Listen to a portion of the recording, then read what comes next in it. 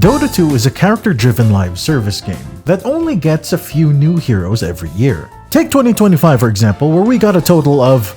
Wait, how much? Gabe, this is a joke, right? You can't be fucking serious. We don't get a lot of new heroes. And Valve is a company that is notoriously lazy. I mean, clever and innovative. And thus, they implemented a new system into Dota 2 that would allow them to squeeze out more new heroes without actually adding new heroes. The Facet system. On paper, it's an amazing concept. By picking specific playstyles at the beginning of the game, you basically get more heroes per hero. Combined with talents and item builds and just individual playstyles, heroes can now be played dozens upon dozens of different ways, in theory.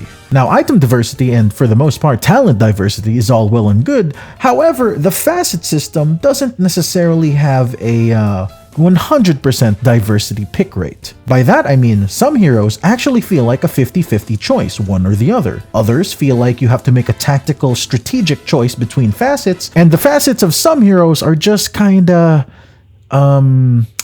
I'm not even gonna try to think of something witty. They're dog shit. TLDR, the percentages of facets should either be close to 50-50 or situational. Something along the lines of a 60-40 split, maybe even a 70-30. But the moment that the gap gets bigger, that's when you have problematic facets. And by problematic facets, I mean meme facets. Because that's what these are. Any facet that has below 15% pick rate is more or less considered a meme. Nobody picks them. God forbid you pick a facet that has 10% pick rate. You will not hear the end of it from your team. Don't believe me? Queue up position 1 as Faceless Void, and I dare you to pick Time Zone. I fucking dare you to pick that in your ranked game.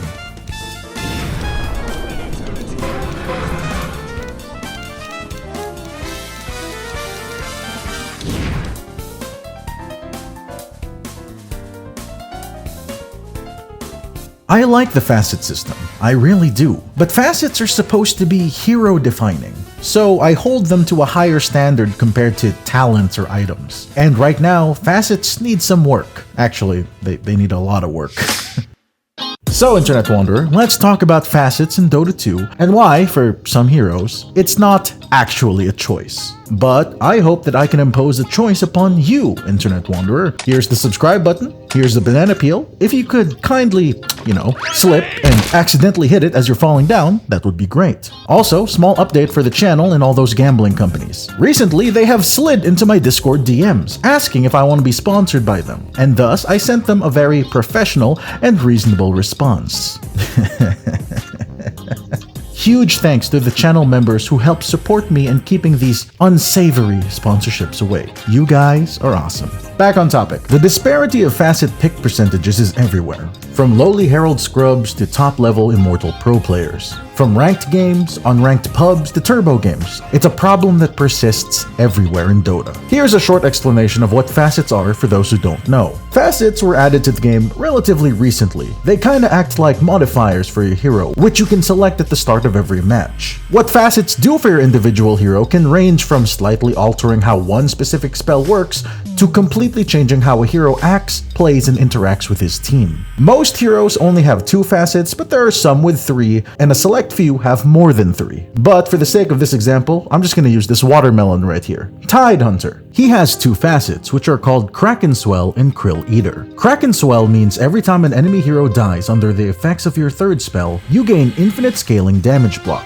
So your basic kit gets augmented, and you're rewarded for doing things that Tidehunter already does anyway.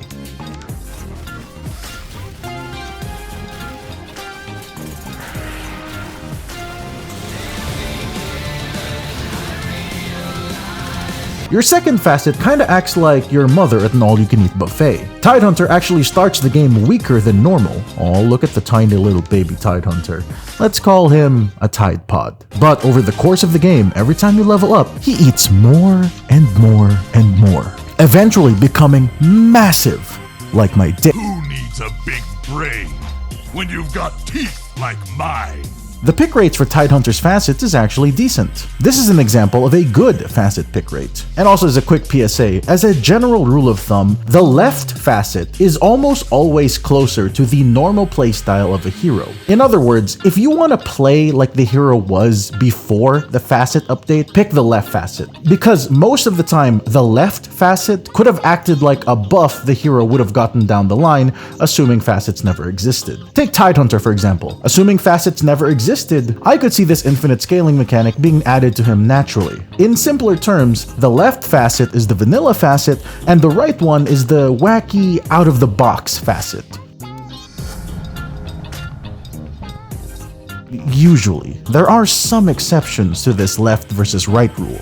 Take Bristleback, Nightstalker, and Batrider. These guys are notable because their left facet is the exotic character-altering facet, and the right one is the vanilla one. Why is it like this? I'll tell you why, because Valve hates people with OCD. Facets are supposed to be extremely impactful on how a hero plays. That is why I hold the facet pick percentage to a higher level of scrutiny. Again, I don't really mind it all that much when an item on one hero is considered problematic. I don't mind it if one talent is overwhelmingly picked over the alternative. Facets and the expectations that we as players should have for it should be held to a higher standard. And I need to stress this again. Many heroes actually have healthy pick percentages for their facets. Other heroes lean more towards situational percentages, but way too many heroes have facets that have below 20% pick rates. Here's a short list of all the heroes that I could find with awful facet pick rates. This list isn't comprehensive, I'm probably missing a few, but I'm just trying to paint a picture here. And while a lot of them have about 20% or they hover around that number, I would actually say 20% is the bare minimum percentage for a facet to be considered situational.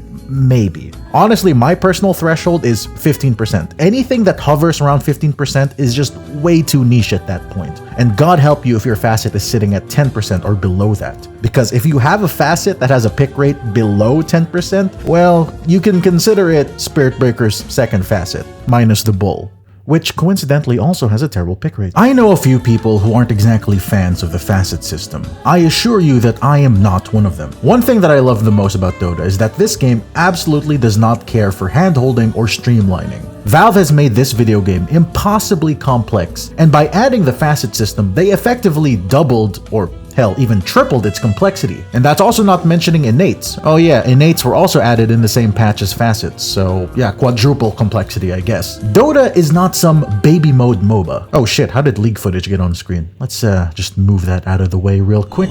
Dota's continual mechanic layering is one of my favorite aspects about this video game. Dota is kinda like a 10-sided Rubik's Cube that fights back, I guess. And then one day, Valve said, hey, 10 sides? That's too easy. Let's make it into a 20-sided cube. I really like the facet system, but it has problems. Too many heroes just pick one facet and then never even think about the other. Quick aside, I think the heroes who are most impacted by what facet you choose for them is probably Dragonite and Invoker. These heroes are completely defined by what RGB setting you choose for them at the beginning of the game. I'm not saying all facets need to be this character defining, but I think these heroes serve as the pillar of characters who live and die by their facets. Now, the argument can be made that facets needlessly complicate the game. Dota is already an extremely overwhelming game as is. Why not make some choices, you know, clear cut, open and shut, don't even think about it? And sure, there's merit to that argument, but then it begs the question, if you're just gonna mindlessly pick one facet over the other, then why were facets added in the first place? All facets, in my opinion, should be a choice, even the situational ones. They should require the player to pause and think about how their facets, the choice you make at the beginning of the game, will impact your hero every match. Because right now, as it stands, with how some of the pick percentages of these facets are going, it's clear that many facets are like my subscribe button, completely ignored. Facets can't be treated like items that you can just pick and ignore at will. You choose the facet at the beginning of the game, and then you're stuck with it for the rest of the match. If you pick the wrong facet, well, tough shit, get owned. Thanks for the free MMR, I guess. I want people to actually use critical thinking when deciding which facet they picked. But how can people do that when some facets are just objectively Spirit Breaker's second facet, minus the bull? Now, there are some ways to fix this. stay with me here. Dota mechanic remixing. I know this isn't exactly a term anybody uses, it's literally something I came up with for this video, but let me explain and you'll know what I'm talking about. Mechanic remixing is something that Dota has done with its heroes and items since the beginning of Dota. What I mean by that is, like, for example, Aghanim Scepter upgrades being turned into shards, shards being turned into scepter upgrades. A hero's passive might turn into a talent might turn into an innate. An example of this could be like Wraith King's old level 25 talent, the no mana cost for his ultimate. That used to be a talent, now it's a shard. The stats on Slardar's innate was once part of his first spell. Dragonite's passive is now his innate. Tiny's tree grab was once his Aghanim Scepter upgrade, now it's a basic spell. This is what I mean when I say mechanic remixing. They shuffle things around all the time. So I wouldn't be surprised if sometime in the future, these niche facets get remixed into other parts of a hero's kit. You know, in the off chance that Valve actually decides to update this godforsaken video game. Radiant's courier has been killed. A bad facet might become a talent down the line, or maybe a shard, a scepter upgrade, or just baked into the kit of a hero. I don't know. It's way too early to tell. After all, the Dota Balance team is, a wacky bunch, to say the least. I wouldn't be surprised if they add another Aghanim Scepter upgrade system. Shameless plug. Like, imagine if there was a third Aghanim Scepter thing that you could purchase to unlock all the facets. I don't know how that would work. That's for the Dota team to decide, not me. The point is, facets are an extremely new mechanic that haven't had the chance to be remixed yet. But given time, I'm sure they will be. Now, of course, a simpler solution can just be a simple number buff. I would say don't nerf the preferred current facet just because, you know, people will kind of feel sad if you do that. Just buff the bad ones. It's kind of a no-brainer. So thusly, I have some suggestions as to how they should go about this buffing process. And you know that my suggestions are good because I'm a hard-stuck Legend player. In other words, I'm the greatest Dota player who has ever lived. Legend 5! Oh, oh, what a day. What a glorious day. I can't wait to lose this rank now. Juggernaut's Facets actually has a healthy pick rate. However, I do believe that Juggernaut is a hero who should be around 50-50 when it comes to his facet pick rates. So a small buff to Bladestorm could go a long way. So I propose every time that you crit with your third spell, it lowers the cooldown of spin by 0.1 second. Tiny micro buff, just in the effort of trying to buff up the pick percentages of Bladestorm. Anti-Mage's Mage Bane Mirror actually has a pretty bad pick rate. So in the effort of trying to make it a little closer to a situational facet, a la something like 70-30 split, I propose giving Counterspell no mana costs, and maybe increase the magic resistance given by the spell to 50% at max level. Abaddon's Mist talent is also pretty damn bad.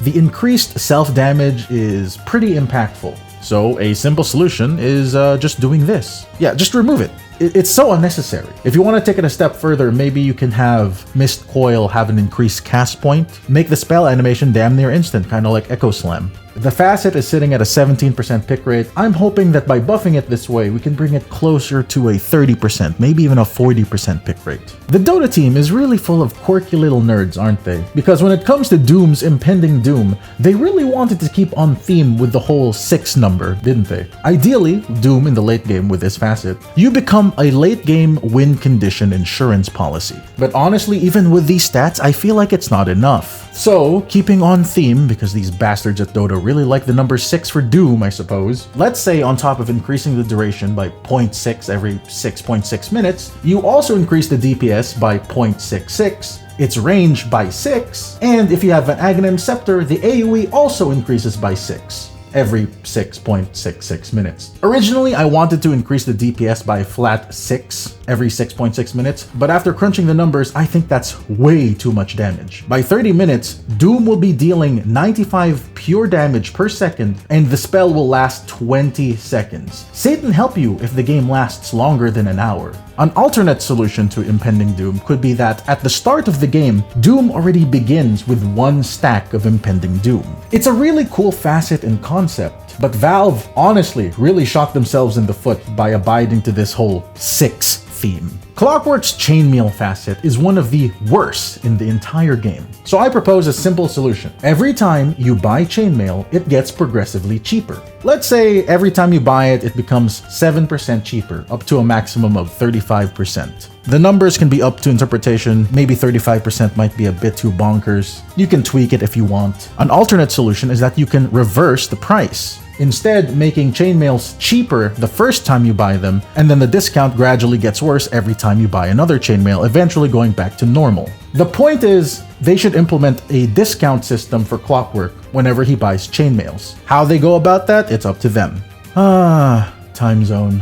Oh, time zone. Honestly, just make it twice as big. Or shit, lower the cooldown. Make it leash enemies. Make it green for all I care. Just do something with it. Valve, please. It's so ass. Faceless Void is legitimately the only hero who literally got nothing from this facet update. Because sure, they made Chronosphere into his other facet, but guess what? He already had that. He got no number changes during this update. Faceless Void was a net neutral in this update. It's terrible. Please do something with time zone. Alright, I'm gonna hit you with some rapid fire facet changes. For Dawnbreaker and her Trailblazer facet, I propose that she gets the movement speed immediately after she throws the hammer. And sure, increase the DPS of the fire by 5 or something. Or, alternatively, you can have a 20% faster hammer cast point and hammer fly speed. It just makes her chasing and ganking potential a little more snappy, you know? Templar Assassin's Hidden Reach should only take 0.7 seconds to have maximum range. At first, I thought it should only be half a second, but in retrospect, that sounds a little too quick and might be a little too strong, so 0.7 seconds. After I pestered some Marcy mains to leave their Marcy body pillow alone, they are of the opinion that Marcy should just have the buddy system facet removed altogether. Apparently, it's just not very good and should not exist in the first place. That's what they told me. If you disagree, I don't know, you can buy a Marcy body pillow yourself, I guess. Keeper of the Kontol give me mana. This is actually going to be an exception to my no facet nerf rule, because basically Kontol's facets are just spells that he's already had in the past. So I propose simply just nerf the Solar Bind facet. I don't know, increase the cooldown, lower the range, tweak the numbers, pick your poison, honestly. I do know that Recall was actually rather problematic back when it was really strong. That's another reason why I propose nerfing Solar Bind, because we can't really buff Recall in the fear of it becoming completely busted all over again. Blue Ball Invoker, which is something I think he does quite often. Listen, there's a lot of numbers going on here, and it's definitely trying to tell me something. I'm a disgusting pos 3 main. You think I read? So let's just say lower the cooldown for the shard and increase the scepter AoE. I don't know, make it green or something. And finally, we have Kinetic Fence, the least pick facet in the entire game. I can honestly go wild with this one. Give it a small damage over time effect. Make the fence longer, lower the cooldown. Make the duration last slightly longer. Give it a 3-hit proc passive. Change the color to green. Make the level 20 talent give it +2 charges. Shit, if you want to keep on theme with Disruptor with the whole fence thing, if you pick this facet, it should make Static Storm into a static wall, kind of like Darkseer. I don't know, make it like a really long line or something. It doesn't matter what you do with this stupid facet, just as long as you buff it. Please, just buff it in any way. It's Christ, it's sitting at 2% pick rate. Just do something, anything. It's so bad. It is the worst facet in the entire game. Oh my lord. There are so many more facets that need buffs. These are just a few ones that I could think off the top of my head. But again, hopefully, with time, the quirky little guys over at the Dota 2 balance team can figure something out. I just don't like the fact that something so fundamental to a hero, like the facet system, the choices of facets don't feel like choices. And I'm confident that after some time, Valve will figure out a good way to balance out these facets. After all, when talents were added to the game, a lot of them were kinda insane. Do you guys remember those respawn talents? Ridiculous. Hey, real quick, you wanna see a funny intermission?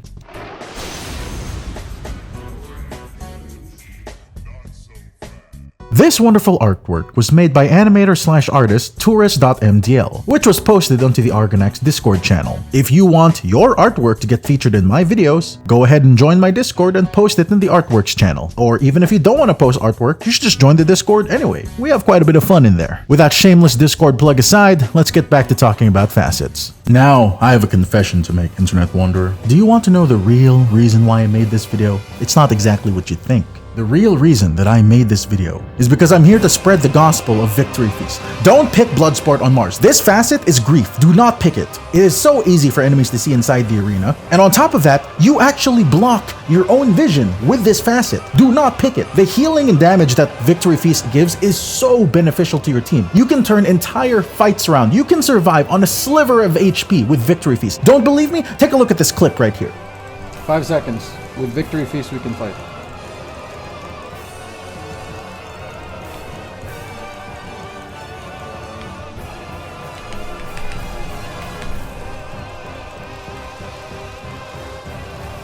Look at that heal. Look at that fucking heal. Did you guys see that heal?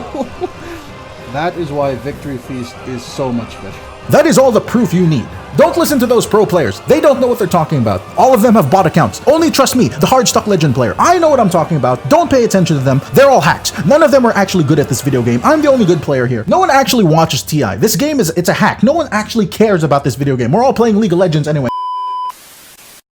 So, closing question for you guys. What is your opinion on facets? Are you a fan of them? Do you think that they were a mistake? And what's your ideal pick rate for facets? Like I mentioned earlier in the video, mine hovers around 15%, but I think a facet should be up for consideration to be changed the moment it hovers around 20%. Comment your thoughts down below. Don't forget, I will be live streaming the same day as this video upload. So why don't you come on by, say hello, watch me donate MMR to my fellow legend players. Thank you all again for watching my content. It truly does mean a lot to a small YouTuber like me. Massive thanks to the YouTube members for keeping these unsavory sponsorships away, and I'll catch you guys later. Do the YouTube things.